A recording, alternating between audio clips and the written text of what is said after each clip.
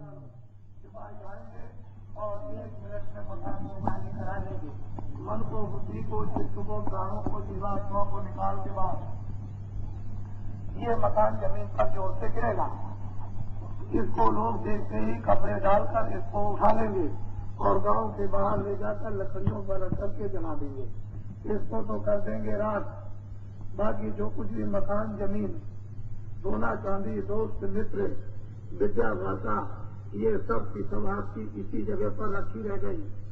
परमात्मा ने हर रोज किसी न किसी गांव में, हर घर में घटना आपके उपस्थित सामने कर दी।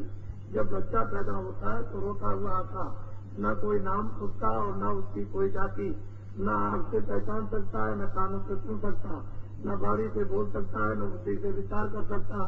ये घटना अनुभव करने की आपको हमेशा दिखाई जाती है कि उस समय पर तो ये कुछ लेकर के नहीं आया, केवल एकमात्र रोता हुआ आया।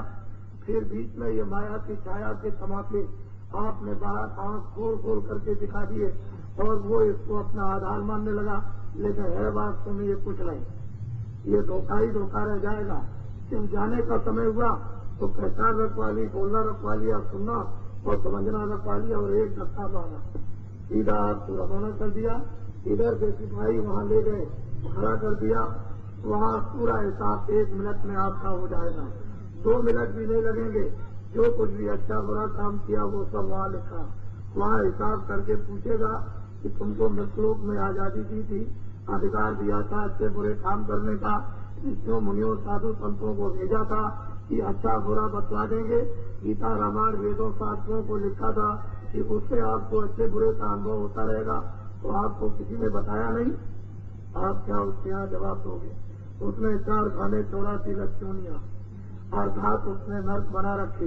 उधर से हुकुम शिकायत सुनाएगा और अपने सिपाहियों को कहेगा इनको ले जाओ और 1 करोड़ बरस तुम तो उस नर्क में डालो जिसमें खाते जाते हैं, 1 करोड़ बरस तक उस नर्क में डालो जिसमें जलाए जाते हैं, 1 करोड़ बरस तक उस नर्क में डालो जिसमें बनाए जाते हैं। तो वहाँ तो कोई बचाने वाला आपके हो जाएगा नहीं। लाखों लाखों मील तक रोने की आवाज आती है। ये सब कुछ उस योग अवस्था में देखा जाता है। रामायण में देखिए सब कुछ लिखा, गीता में देखिए सब कुछ लिखा, वेदों शास्त्रों में देखिए सब कुछ लिखा, कबीर और मीरा ने कहा सब कुछ लिखा। तो जो कुछ भी कहा गया वो आपकी भलाई और आत्माओं के कल्याण के लिए। लेकिन हम लोगों ने महात्माओं को छोड़ दिया, गीता रामायण को छोड़ दिया, मंदिर देवताओं को छोड़ दिया। अब हम लोग संतुष्ट हो गए। इस कारण से ये सारी विस्ताएं आकर के आपके सामने चारों तरफ से खड़ी हो गई और आपको उन्होंने दे दिया। हर एक आदमी इस समय पर निराश अपनी जिंदगी से है कि पता नहीं आगे चल करके क्या होगा और क्या क्या व्यवस्था होगी और किस तरह का हमारा जीवन होगा। कोई आदमी इस समय पर शांत नहीं है। आज के 50 साल पहले जीवन कितना सुखमय और आराम में व्यतीत होता था। एक आदमी काम करता था तब बैठ के खाते थे, 2 पैसे मजदूरी थी और 12 घंटे काम मजदूर करता था। मगर फिर मालिक का काम किया, फिर ये भी कह के जाता था कि मालिक का आज हमने काम नहीं किया, कल हम काम करेंगे। 1.5 पैसे का 1 गज खच्चर का कपड़ा मिलता था। 1 तोले का दाम 12 रुपए मेरे सामने बहुत दिनों तक बिकता रहा और 1 रुपए का 1.5 मन चला। ऐसा जीवन मालूम होता था। कैसे लोग धार्मिक थे, कैसे सच्चे थे, कैसे ईमानदार थे, कितने सत्सवारी थे, कितने सचरित्र थे और कितना प्यार उनके अंदर, हृदय में कितनी दया थी। ये सब उलट करके कल्पना हो गई। और ये जो आपके सामने इस समय पर विकराल रूप जो धारण कर लिया, उसके संबंध में मैं आपको कहना चाहता हूँ। और आप लोग भली बात इस बात को अच्छी तरह से सुनेंगे, समझेंगे भी। मैं प्रमाण के सहित आपको समझाना चाहता हूँ ताकि आपको किसी को संदेह न होने पाए। पहले तो मैं आपको अपना नाम बता दूं। मैं आपके सामने एक किराए के मकान में हूँ और ये किराए के मकान का नाम तुलसीदास। इसको आप कभी नहीं भूल सकते हैं। मेरा एक छोटा सा आश्रम मथुरा में है। मैं सारे हिन्दुस्तान में जय गुरुदेव नाम का प्रचार करता हूँ, वो मेरा नहीं है, न आपका है। आप पूछोगे किसका? उस परमात्मा का, उस ईश्वर का, उस भगवान का, उस ब्रह्म का, उस सर्वशक्तिमान, उस सुप्रीम पावर का नाम जय गुरुदेव। अब तीनों पर्चे मैंने आपको दे दिए। इसी समय ऐसा ही एक विकराल समय उस समय पर आया था जब अच्छे अच्छे लोगों ने ऋषियों मुनियों से याचना की कि इस समय पर जीवन अस्त हो गया और अशांति छा गई। तो ऋषियों ने उनकी प्रार्थना पर विचार किया और उनकी तरफ से भगवान से याचना की, चाहे प्रभु इस समय पर अच्छे लोगों को सृष्टि में बड़ा कष्ट मिला, कुछ न कुछ दया तो होनी चाहिए। तो ऋषियों को यह आदेश योग विद्या में मिला कि इन सब लोगों को ये बता दो कि तुम धीरज रखो और थोड़े दिन इंतजार करो, रामावतार होगा। ये तमाम ढलोरा ऋषियों ने चीज करके जगह जगह लोगों को बता दिया। अंत में रामावतार हुआ और जब ऋषियों ने कुछ देखा तो रामावतार होने के पश्चात उन्होंने आदेश दे दिया कि तुमको घर छोड़ करके जंगल में जाना होगा और वहां पर जाकर के तुमको कठोर तपस्या करनी होगी। वो सब सिरोधार्य हो गया। जब रामावतार हुआ तो जंगल को चले गए। जंगल में गए, वहां कोल और भी वो छोटे छोटे नंगे आदमी उनको मिले। उन्होंने पूछा कि आप कौन है? उन्होंने कहा कि मुझे ऋषियों का आदेश हुआ है कि जंगल में जाकर तप करो, मैं तप करने के लिए आया हूँ।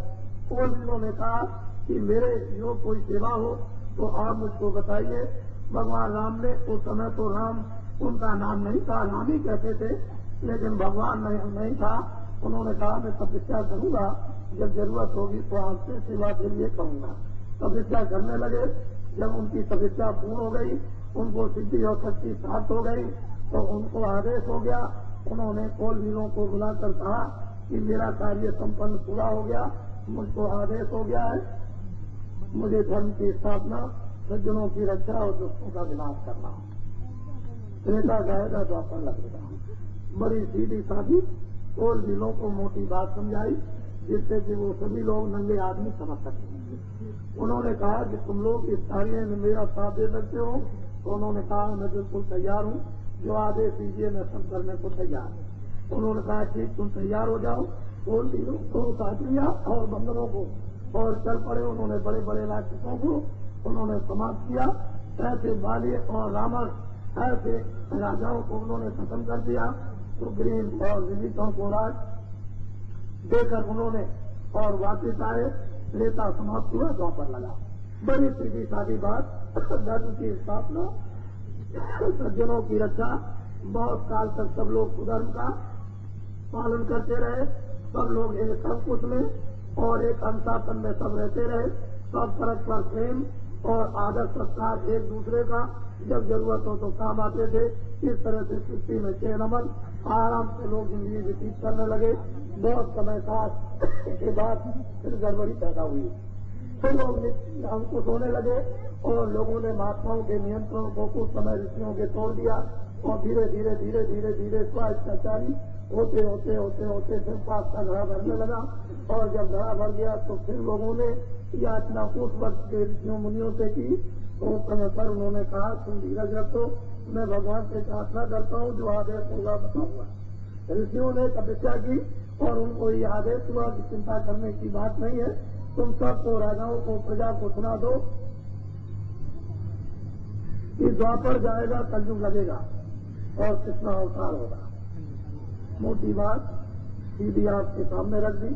वो कृष्ण अवतार के रोकने की क्या क्या व्यवस्थाएं हुई वो समय के राजा जानते हैं, लेकिन कृष्ण अवतार हो गया। उन्होंने क्या क्या काम किए ये तो बहुत लंबी कहानी है। मूल मतलब ये है कि उन्होंने ग्वाल बालों को लेकर यही उन्होंने ढलोरा पीटा, मुझे धर्म की स्थापना करनी, सज्जनों की रक्षा करनी, सीधा सीधा दुष्टों का नाश करना और द्वापर जाएगा, कलयुग लगेगा। सीधी बात उन्होंने की। ठीक इसी तरह से इसी भारत भूमि पर 18 दिन के अंदर उस महाभारत के वर्ष में विश्व के वीर योद्धाओं को और विश्व विज्ञान को उन्होंने 18 दिन में पार कर दिया। 56 करोड़ बड़े बड़े लोग थे यदवंशी, उनको लापता कर दिया। देखते देखते न मालूम कहाँ चले गए। मूल मतलब ये कि धर्म की स्थापना, सज्जनों की रक्षा और सब लोग अनुशासन नियंत्रण में रहने लगे और सुधर्म का पालन करने लगे और काफी दिनों तक हद तक ये स्थिति ठीक रही। और इन दिनों में ठीक उसी तरह का एक माहौल आपके सामने आकर के खड़ा हो गया। और ये कलयुग ये सोच रहा था कि मुझे भी कुछ गाँव मिल जाता तो मैं भी अपना कुछ कर्जा बांट देता तो मेरा भी काम पूरा हो जाता। वो ये सोचा था कि आप महात्माओं से अलग हो जाओ, आप संतों से अलग हो जाओ, रामायण गीता से अलग हो जाओ और वेदों शास्त्रों से पूजा पाठ से अलग हो जाओ, गंगा जमुना से आप अलग हो जाओ, सत्य से आप अलग हो जाओ, दया से आप अलग हो जाओ तो उसको कर्जा बांटने का मौका मिल जाए। तो ठीक है, ये एक आवाज लगी कि अपने देश को आजाद करना है। आजादी का मतलब तो समझे नहीं, अंग्रेज तो चले गए और आपने समझ लिया हमको आजादी मिल गई। ये तो किसी ने समझा नहीं कि आजादी कहते किसको है। आजादी का मतलब तो कुछ और ही था कि हम लोगों को जन्मजात का अधिकार था। जब परमात्मा के पाने की साधना, भगवान का भजन नहीं कर सकते थे, बड़े बड़े नाना प्रकार के कष्ट दिए जाते थे, यातनाएं दी जाती थी, लेकिन इस आजादी में तो जन्मजात का अधिकार नर नारियों को दे दिया गया था कि तुम भगवान का भजन कर सकते हो।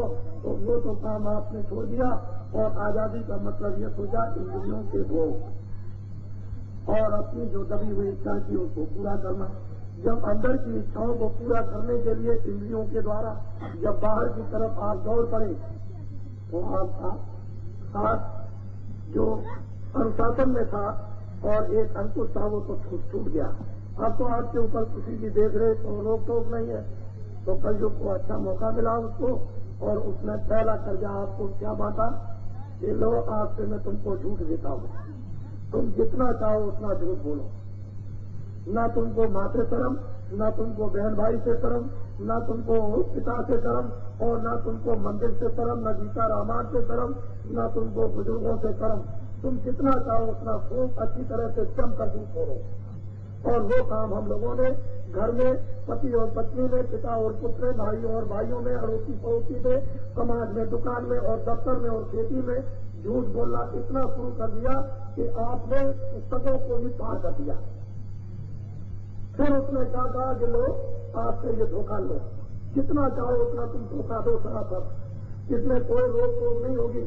जितना तुम झूठ बोलोगे धोखा दोगे, साथ ही साथ ये तुम बेईमानी ले लो और खूब बेईमानी करो अच्छी तरह से।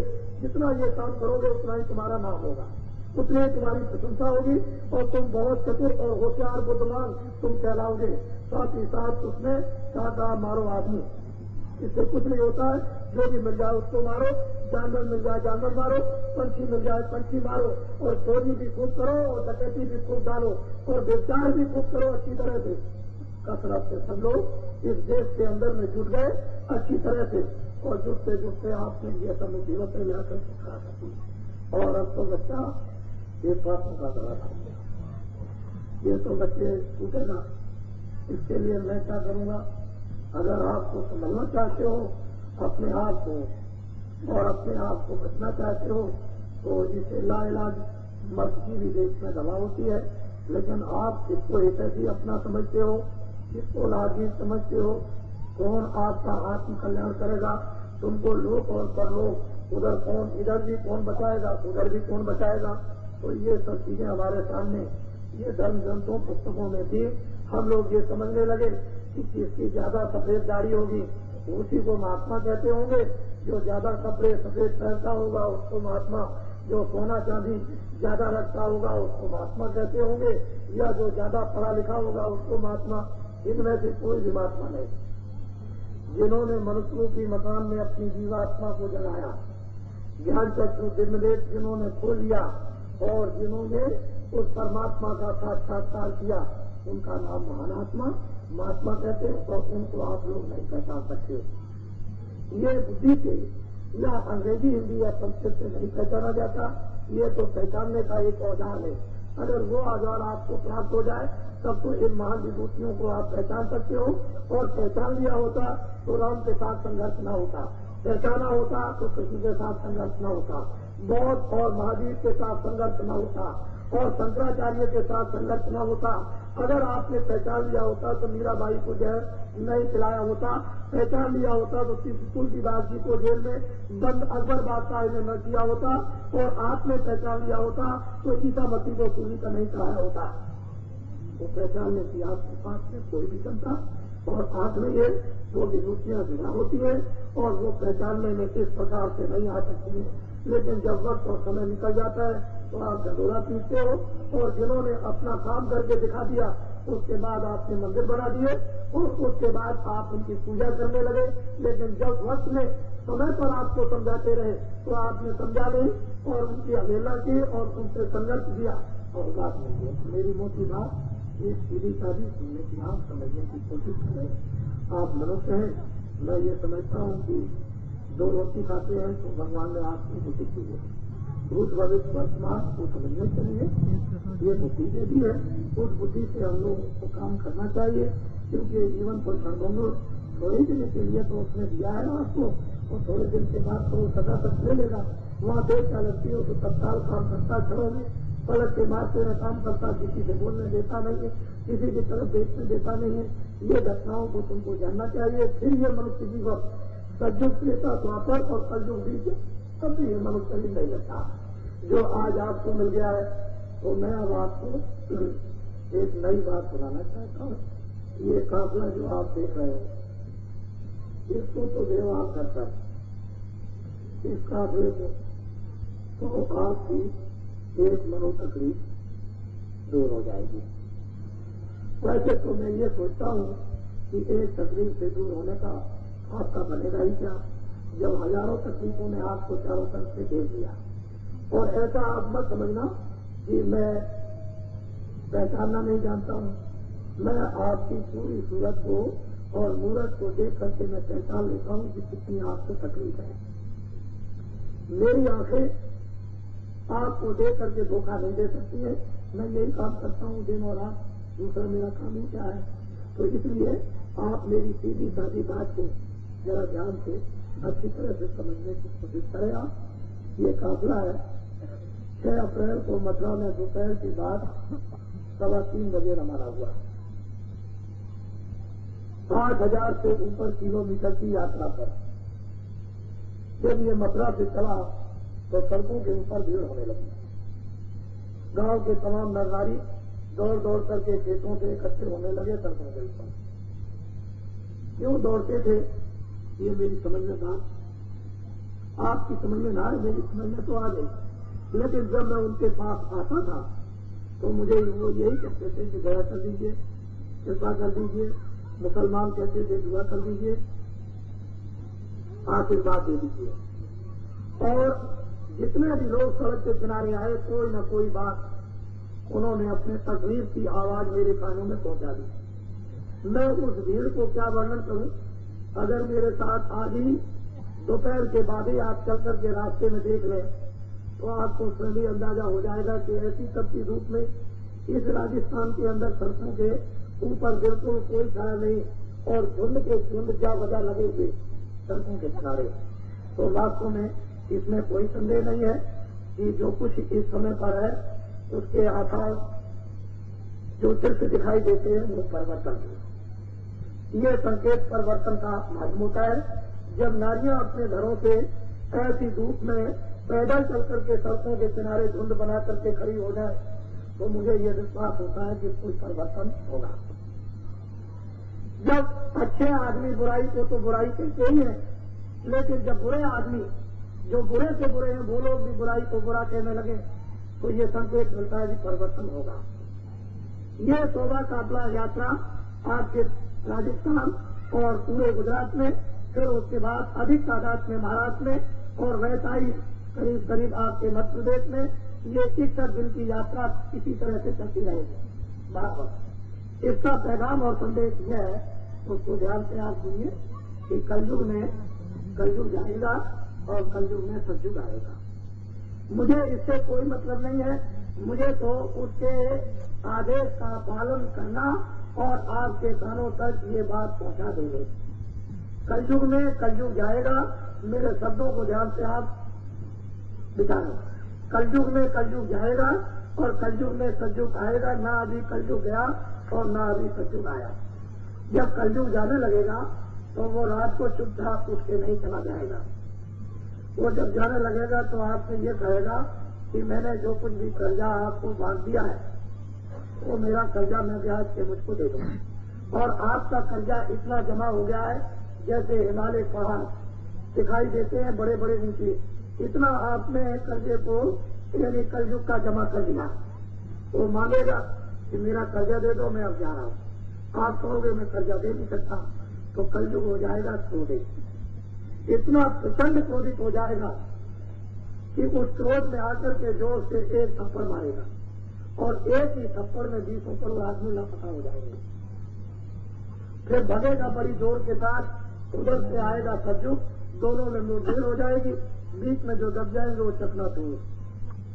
ऋषि मुनि महात्मा सतयुग में, त्रेता या द्वापर में या कलयुग में हमेशा आपके ऐसी उपकारक और रक्षक और सावधान करने वाले, और जब कभी आपके कष्ट हुए तो वो जीवित हो गए, तो हमेशा इस बात के लिए चिंता बच्चों की तरह से यानी करते रहते हैं कि ये बच्चे कलयुग का जो कर्जा लिया है, इनको कोई ऐसी बूटी, ऐसी जड़ी औषधि दे दी जाए कि ये उस कलयुग के कर्जे में डाल देगा। कलयुग के कर्जे में जैसे ही जड़ी बूटी गिरे वैसे उसमें आग लग जाए और जब करके कलयुग का कर्जा राख हो जाए। जब राख हो जाए और कलयुग जाने लगे, क्या हमारा कर्जा दे दीजिए, तो आप इतना तो कह सकोगे मेरे पास आप सब कोई कर्जा नहीं, कोई भी कर्जा नहीं। कहेगा कैसे कर्जा नहीं, लाओ तलाशी दो। जब तलाशी देना उसका कुछ नहीं निकलेगा तो आप सवाल बाका नहीं कर सकता। नहीं, कर्जा नहीं दोगे तो फोन किएगा। लोग उसका तो काम है, क्योंकि वो क्यों छोड़ेगा कर्जा। जब आप किसी को कर्जा देते हो नहीं छोड़ते हो, उसे क्यों छोड़ रहा हो, तो जाए लेगा, तो उधर से आएगा कलयुग। ये बात आपको बड़ा असंभव और हाथ से भी मालूम होता है। ये भी मैं जानता हूं कि मेरी बात आपको धक्की नहीं है। आपके विचारों में, आपकी बुद्धि में आप सोचते होंगे ये कैसे हो जाएगा, सोचते होंगे कलयुग कैसे चला जाएगा, सोचते होंगे कलयुग कैसे आ जाएगा, और ये कैसा होगा। शास्त्रों में कुछ लिखा हुआ है, कुछ नहीं लिखा, शास्त्रों ने ठीक लिखा है, लेकिन तुम्हारी समझ में नहीं आता, इसलिए शास्त्रों ने गलत लिखा है। तुम्हारी किताबों में लिखा है मुसलमानों ने कि 14वीं सदी जब खत्म हो जाएगी तो इंसानों में कोहराम मचेगा। इतना कोहराम मचेगा कि उसी समय पर खुदा के पैगाम को लेकर एक सदी जमीन पर उठेगा और सारी इंसान जाति को खुदा का पैगाम सुनाएगा। रामायण में लिखा है जब धर्म लोप हो जाएगा तो महान शक्तियों का प्रादुर्भाव होगा। वो समझने की बात आपकी अलग है, लिखा सही है। गीता में लिखा है जब जरूरत पड़ेगी तो ये होंगे। बड़ी सीधी बात लिखी है, लेकिन सीधी बात समझाई जाए तो आपकी समझ में नहीं आता। आप दौड़ जाते हो रामायण, गीता, भागवत या वेदों की तरफ, और वो समझ में आपकी कुछ आता नहीं है। खैर, उससे हमें कोई मतलब नहीं है। हमको तो सिर्फ आपके सामने ये बात पहुंचानी है, और जिस बात को आप न मानो और वो बात आपके सामने हो जाए, यही तो भगवान का चमत्कार है। और चमत्कार को तभी तो नमस्कार होता, नमस्कार कैसे होगा, किसी से तो नमस्कार होगा क्या। तो जो कुछ भी इस मंच पर बोल करके जाएंगे या जहाँ कहीं भी बोलते हैं या पीछे जो कुछ भी बोला है, तो कोई भी बात इधर उधर होने वाली एक भी नहीं। कलयुग में कलयुग जाएगा और कलयुग में सतयुग जाएगा, तो आप लोग थोड़ा सा मुझको सहयोग देंगे। अब मैं आपके लिए ये निवेदन करता हूँ कि थोड़ा योगदान दे दीजिए। और वो योगदान क्या मांगता हूँ कि इस गांव से उस गांव पैदल जाओ, इस गांव से उस गांव मोटर ट्रेन में जाओ, कहीं भी अपनी निजी वाहन सवारी से जाओ, कोई भी रास्ते में मिल जाए तो ये कहो कि बाबा जी का नाम तुलसीदास, आश्रम मथुरा में जय गुरुदेव नाम का प्रचार करते हैं। उन्होंने ये कहा कि कलयुग में कलयुग जाएगा और कलयुग में सतयुग आएगा। बस इतना योगदान आप मुझको दे दीजिए। ये मेरी आपसे निवेदन प्रार्थना, क्योंकि आप भी उसके भागीदार हो जाओ, आपका भी जप हो जाए, आपको भी किस्ती मिल जाए, आपका भी नाम रोशन हो जाए। और अगर आप नहीं इसमें योगदान दोगे तो 56 करोड़ या पंछी इसमें के खड़े सामने देखते देखते एक ही थप्पड़ में चले गए, लापता हो गए, कहा गए। वो तो इतिहासी उसका साथी है, उसके लिए क्या घटना होगी तो इसका इतिहास बन जाएगा, उसमें क्या बात है। तो सीधी सीधी बात उसके लिए ही है, तो जप ले लीजिए। नहीं तो जितना फैसला है यहाँ से यहाँ तक काम तो उतना हो जाएगा, लेकिन बीच में ये अवकाश दिया जाता है कि आप भी कुछ इसमें भाग ले लें, कुछ सहयोग दे दें, कुछ नाम रोशन कर लें और कुछ हिस्सेदार बन जाए, कुछ कीर्ति हो जाए, कुछ आपका जश्न हो जाए, काम तो हो जाएगा। काम के अर्जुन होते या नहीं होते, वो तो आपको तो ये पता कुछ भी नहीं है कि कृष्ण भगवान ने अर्जुन को बुला के जब समझाया तो ये सोचा था ये तो क्षत्रिय है, करेगा, इसमें कुछ वीरता होगी, कुछ इसमें सब तेज होगा, तो सब इनकार करने लगा कि मुझसे काम कोई नहीं हो सकता। तब कृष्ण भगवान ने इतने गुस्से में गीता के श्लोकों का उच्चारण किया कि तू निजा है, तू नपुंसक है, तू ठीक है, तू अधोगति को प्राप्त होगा, तो ये हो जाएगा, तुझको कलंक लग जाएगा। इस तरह के शब्दों को गीता के श्लोकों में उच्चारण किया। लेकिन आप तुम समझते हैं कि गीता को हंसी पुथी से लिख दिया, कभी नहीं। बड़ी नाराजगी में गीता को लिखा है और फिर उससे कहा कि देख मेरी बात मान ले, मुझे धर्म की स्थापना करनी, लगे मुझसे नहीं हो सकेगा, मेरे ये परिवार को मार करके मैं अधोगति को प्राप्त हो जाऊंगा। तब उन्होंने कहा कि ये मैं सब समझता हूँ, ये तेरी नालायकी है, ये तेरी सुस्ती और कायदी है। तो इधर आ उसको बैठा लिया और कहा आंखें बंद कर। जब ये आंखें बंद की तो उन्होंने एक शक्तिपात किया और उन्होंने बैराट का सारा एक चमत्कार दिखाया। उसने देखा कि अर्धों खरबों मरे पड़े, चीखते और चिल्लाते हैं, इतना कोहरा मचा हुआ है तो अर्जुन का पायमान हो गया और कहा कि महाराज दया कर दीजिए, नहीं तो मेरे प्राण छूट जाएंगे। तो उन्होंने कहा कि अच्छा आँख खोल। जब आँख खोली तो चलो में देखा है, कहा कि जो कुछ आपका आदेश होगा उसका पालन करूंगा, चले जो मैं कहता हूँ उस काम को कर। आखिर में वो सब काम होने के बाद उसको दिखा दिया कि जब गोसाओं को दिलों ने लूटा तो न उसका बाल कुछ कर सका, न उनके गदा कुछ कर सके। तब उन्होंने कहा कि देखा तुम्हारा वही बाढ़ है और तुम्हारे वही गदा है, तुम्हारे सामने को भी गोसाओं को लूट ले गए। तो उन्होंने दुआ करके सुनाया कि अब तो वक्त दूसरा हो गया, समय उस बलवान विलन रोटी गोपता वही अर्जुन वही बाढ़, अब कुछ नहीं हो सकता, आपको समय बदल गया। अब तो इसलिए नरनारी बच्चे और बच्चियों, मेरी बहुत ही गहन विचारधारा में पहुंचकर मेरे सीधे साधे शब्दों पर आप विचार करें। मैं आपसे और कुछ लेने नहीं आया, मेरी कोई भी किसी तरह की मांग नहीं, जाती भी न मेरी ख्वाहिश अंदर से है। लेकिन मैं ये चाहता हूँ कि सब लोग सुधर्म का पालन करने लगे, सब लोगों में सत्यता आ जाए, सब लोगों में दया आ जाए, सब लोग सुखी हो जाए, सब लोग संपन्न हो जाए, सबको घर पे भोजन मिले और सबको कपड़े मिले, कोई किसी से लड़े नहीं, कोई किसी को मारे नहीं। मेरा विचार तो आपके लिए इस प्रकार का है। और दिन में खेती का, दुकान का, दफ्तर का काम पहले करो, शाम को बच्चों की सेवा करो। जब कोई भी काम न हो तो आधा घंटा मनुस्मृति मंदिर में सच्चा भगवान का भजन, जब भजन करोगे और आत्मा का धन जब भजन द्वारा जमा हो जाएगा तो यही आपके काम आएगा और वक्त पर साथ चलेगा। बाकी कोई भी चीज साथ जाने वाली नहीं है। मेरी इच्छा और कांक्षा तो आपके प्रति उस आत्मा के लिए ये है। मैं ये भी सोचता रहता हूँ कि मान लो 24 घंटे में खेती, दुकान, दफ्तर में आपको समय न मिले तो आप सच्ची में बैठ के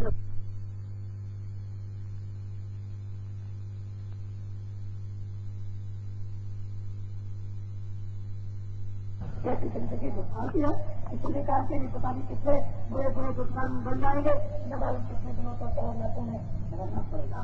बड़ी सीधी सादी मेरी बात को आप सुनिए और समझिए। ये हमारे बच्चे खड़े, जरा इनकी तरफ ध्यान हो गया, जरा इनकी भी कुछ बात कह दूं। ये 3 साल से फेल हो रहे, बड़े दुखी होते हैं कि माँ बाप परेशान होते हैं, हम पर खर्चा करते हैं और हम पढ़ते भी हैं, लेकिन 3 साल से फेल हो रहे। आप इस साथ में पूजा कर दो, 3 साल से फेल हो रहे हैं, आपके पास हो जाओ। जो बच्चे सेकंड डिवीजन स्कूल में नंबर नहीं पाते और बड़े परेशान हैं और बार फेल हो जाते हैं, चलो हमारी तरफ से इस काफिले को दर्शा दो, आपके बाद सेकंड डिवीजन नंबर मिल जाएंगे। फिर जाइए, जो बच्चे बहुत मेहनत करते हैं, तन्मयता से पढ़ते हैं स्कूल में, घर में, लेकिन फर्स्ट डिवीजन 3 साल से नंबर नहीं पा रहे, क्योंकि जब फर्स्ट डिवीजन नंबर नहीं मिलेगा तो बड़ी पोस्ट नहीं मिलेगी। चलो काफिले को दर्शन दे दो, वही आजमाइश करो तो फर्स्ट डिवीजन नंबर मिल जाएगा। फिर जाइए, आप घबराने की बात नहीं है, बात को समझो। मैं मतलब की बात आपको समझाऊंगा, मेरे मतलब उससे मुझे कहने से फायदा क्या मिलेगा। मैं ये चाहता हूँ कि जो वर्तमान का इस समय पर माहौल है, इस माहौल से आप लोग मुक्त हो जाए और ऋषियों मुनियों महात्माओं का एक बार साथ है, अच्छे काम में साथ है, बुरे काम में बिल्कुल साथ न दे, बुरे रास्ते में साथ न दे, सत्यता में साथ दे दे, सदाचार में साथ दे दे, दया में साथ दे दे, सुधर्म के पालन में साथ दे दे, सुकर्म के पालन में साथ दे दे। एक बार तो ये काम आपको करना होगा, तो साथ दे दे। जिस तरह से भगवान राम ने लोगों को बदल करके दिखा दिया, किसने बदल करके दिखा दिया, बहुत, और महावीर ने बदल के दिखाया, शंकराचार्य ने 32 साल की अवस्था के अंदर तब उन्होंने ज्ञान प्राप्त किया होगा और तब उन्होंने देश के अंदर यानी नास्तिक मजहब धर्म को लोग नास्तिक हो गए थे उनको कहा कि घर से फैल करके धर्म की स्थापना 32 साल के अंदर करके और चले गए। वो कौन सी क्रिया थी इस पर भी एक बार तो आपको ये बात समझनी होगी। आप बाबा जी की बात ध्यान से सुने। बाबा जी के पास 10 करोड़ आदमी मैं 10 करोड़ नर नारियों का सिर्फ है केवल मुझे मुरीद चाहिए हो मैं पक्का मुरीद उनका नर और नारियों का 10 करोड़ आदमी मेरे और उनके साथ तो माँ के बच्चे 2 4 बच्चे माँ बाप के हो गए 10 करोड़ तो नर नारी और 4 बच्चे उनकी गिनती गिन लीजिए हो गए 20 करोड़। इन माँ बाप के बच्चे 20 करोड़ स्कूलों में जगह जगह पढ़ रहे हैं। उनकी तो मैं कोई गिनती गिनता नहीं मैं तो नर नारियों की गिनती गिनता हूँ। मैंने अभी तक इनको कोई भी न तो आदेश दिया न इसने कोई काम दिया। मैं सिर्फ इस तैयारी में लगा हुआ था जो मुझको हुक्म था और मैं ये बराबर हिन्दुस्तान में लोगों को कह रहा था कि मैं 10 करोड़ आदमी तैयार कर लूंगा। अब वो 10 करोड़ आदमी तो तैयार हो गए लेकिन मैंने अभी कोई आदेश या उनसे कोई काम नहीं दिया। मैं आपको ये दिखाना चाहता हूँ बिना अखबारों और रेडियो के कि हिन्दुस्तान के जंगल और पहाड़ों में जहाँ कहीं भी आदमी होंगे उनको कलयुग के जाने और सतयुग के आने का संदेशा बिना और रेडियो और अखबारों से पहुंचा दूंगा। ये परमात्मा का चमत्कार समझना। जब रेडियो और अखबार नहीं थे तो प्रदेश में प्रचार नहीं होता था। आपने ये भूल कर दी कि गीता टूट गई रामायण टूट गई सुबह सुबह झूठे लेना झूठे देना सुबह सुबह जब आपका मस्तक झूठ पढ़ने में जब उलझ जाएगा तो अच्छी बात दिन में कोई भी आपके मस्तक में नहीं आएगी। जिसको आप ध्यान से समझिए। तो इसलिए मोटी बात को समझने की आप चेष्टा करें। अब मैं आपसे इस नगर में इस रूप में पहली बार वैसे निकला तो पहले भी था लेकिन ये विचार करता हुआ गया था कि कभी अवसर मिलेगा तो समझ दूंगा। ये मेरी तरफ से आपके नगर में कार्यक्रम नहीं था। मुझे तो ये कहा गया था कि आप इस रास्ते से जब निकलेंगे तो तुरंत दर्शन करते हुए लोगों का सीधे चले जाएंगे। जब मुझे नकाश में आ गया तो मुझे मालूम हुआ कि वहाँ पर एक भीड़ लगने जा रही और वहाँ पूरा इंतजाम है कुछ न कुछ सुनाने का। तो मुझे रुकने का मौका मिल गया। बहुत अच्छा हुआ कि आपने मुझको दर्शन दिया। अब मुझे ये बताइए कि भगवान का भजन करोगे कि नहीं? दोनों नर नारी बच्चे बच्चों भगवान का भजन करोगे? तो मैं ऐसी अमोलक वस्तु आपको दूं जो इस संसार में सारी दुनिया को दान में दे दो। जब भी दान देने पर ये चीज नहीं मिलेगी। ये सब मिलेगी जब उसकी कृपा हो जाएगी उसकी दया होगी। अगर उसकी दया मुझको नहीं होगी तो मैं जब प्रतिवर्ग आपको कुछ नहीं दे सकता। सीधी बात मैं आपको बता रहा हूँ। इसलिए उसकी कृपा हो गई। उसने कहा कि चलते कराते इन लोगों को कुछ न कुछ दे दो। उसके हुक्म और आदेश के अनुसार आपको अमोलक वस्तु जो सोने चांदी हीरे जवाहरातों से नहीं ली जा सकती न ये दिखेंगे इससे ये तो उसी की कृपा जब होगी तभी मिलेगी। तो मैं वो चीज आपको दे देता हूँ और आज ही से मनुष्यों के मंदिर में अपने मनुष्य दरवाजे पर बैठकर जीवात्मा को जरा सा उसको खटखटाओ। आज ही रात से आपको जवाब देना शुरू कर देगा। आपके मनुष्यों के मंदिर में अनमोल खजाना भरा है अथाह खजाना भरा है और वो ऐसी चीज है आपको तो कुछ मालूम नहीं है। और हमने ये संकेत नहीं किया कि सतयुग आएगा तो क्या रहेगा। सतयुग त्रेता द्वापर का सोना चांदी हीरे जवाहरात ये जल पृथ्वी अग्नि वायु आकाश देवताओं ने ये सब का सब अपनी झोली और अंतर में छुपा के रख दिया। जब कलयुग आएगा सतयुग आएगा तो ये कहीं कर नहीं गया। सबका सब रखा हुआ। हमारे ऋषियों मुनियों सप्तदर्शियों को आत्मज्ञानियों को प्रभु साक्षात्कार करने वाली आत्माओं को ये सब कुछ दिखाई देता है। ये सब पृथ्वी अपने में ढक करके रखे हुए है और वो जब वक्त आ जाएगा तो मैं किसानों को उसका एक नमूना इशारे में आपको समझा दूं। जब सतयुग आएगा तो 1 बीघा खेत में 100 मन है 1 एकड़ खेत में 150 मन आएगा। ये जो आपका रेतीला मैदान है इसको ज्यादा आपको जमीन जोतने की जरूरत नहीं। 4 एकड़ जमीन को जोतना 600 मन गेहूँ इस फसल में और 600 मन मोटा अनाज कुछ फसल में तो 1200 मन अनाज आपके घर में 1 साल में 4 एकड़ में पैदा होगा। 50 मन खाओगे 1150 मन आपके घर में रखा रहेगा। तब तो आपको खुद ही समझ में आने लगा होगा कि किसानों की गरीबी दूर हो जाएगी। जब जल पृथ्वी अग्नि वायु आकाश ये पांचों देवता आपके सामने प्रसन्न कर दिए जाएंगे, तो ये जब खेत गोदोगे, जरूरत पड़ेगी पानी की तो बादल चलेंगे, सीधे आएंगे खेत में पानी गिरा के चलेगा। फिर 20 दिन के बाद आपको पानी की जरूरत पड़ेगी, बादल चलेंगे, चारों तरफ पानी गिरा के लौट जाएंगे। फिर जरूरत पड़ेगी पानी की तो बादल आएंगे और पानी गिरा कर चले जाएंगे, खेत बन जाएगा। मेहनत कम, पैदावार ज्यादा, और डीजल, पेट्रोल और पंपिंग सेट और मोटर की कोई भी जरूरत नहीं। जब डीजल से कुदरती ही बता रखा, उसके पास किस चीज की कमी है? जब डीजल नहीं था और पेट्रोल नहीं था तो क्या पहले नहीं था?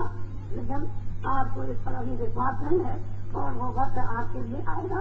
मैं बाकी और अभी क्या बताऊं, इतना और इशारा करना चाहता हूँ कि गांव में जो देवियां, ये छोटे छोटे गांव में जो रहती हैं, इनके गले के हारों में भी हीरे पहरे हुए दिखाई आपको मिलेंगे। मैं तो उस सत्य की कल्पना अपने सामने जो आपकी रामायण अन्य पुस्तकों में जो संकेत किया है, उसकी मैं आपके सामने एक कल्पना का, यानी अभी आपकी बुद्धि के द्वारा इशारा करता हूँ। मेरे यहाँ तो कोई कल्पना है, मेरे यहाँ तो सत्य है, जो सत्य है उसमें कोई कल्पना नहीं हो सकती।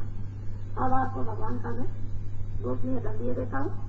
आप लोग एक बात का ध्यान रखना कि आपसे कोई शराब रखते, मांस, मछली, अंडों खाए, इन चीजों से आप बचते हैं ना। बाकी अनाज, सब्जी, दूध, घी, मक्खन आप 100 बार दिन में खाओ, और कपड़े आप 100 बार बदलो। अच्छे मकानों में रहो, गंदी वस्तुओं को मत खाना, और गंदी नकली चीजों को आप मत खाना। बुरी तम्बाकू तो आप पी सकते हो, जो बुद्धि को ग्रस्त कर दे उसका सेवन मत करना। इतनी चीज से आप अकेले ना, बस काम बाकी और संपत्ति छोड़ दीजिए, कुछ आप कीजिए, कुछ मैं करूँ, और कुछ भगवान करे चुटकियों में काम बन जाए। अगर आप नहीं करोगे, मैं कुछ नहीं करूंगा, तो ये काम होने वाला नहीं। बस आप चले जाएंगे, कोई बात नहीं। तो अनमोल चीज ले लीजिए अभी। पहले मैं भगवान का नाम बोलूंगा, उसके बाद आप एक आवाज में सब लोग बोलना, आगे पीछे नहीं, सबकी आवाज मेरे कानों तक धीरे धीरे आनी चाहिए। जो जो नाम मैं बोलता जाऊँ आप बोलते जाना, जब मैं चुप हो जाऊंगा चुप हो जाना। जय